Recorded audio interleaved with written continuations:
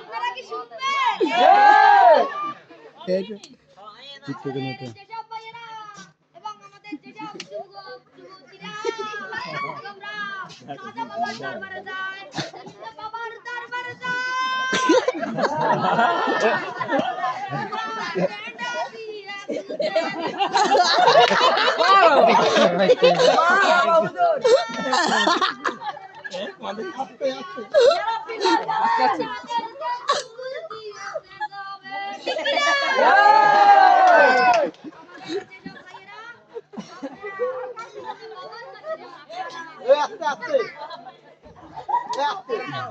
আমি হলাম ডিজিটাল হুজুর। আমার যেসব ভাইয়েরা বিভিন্ন বাবার কাছে যায় তাদেরকে এগুলো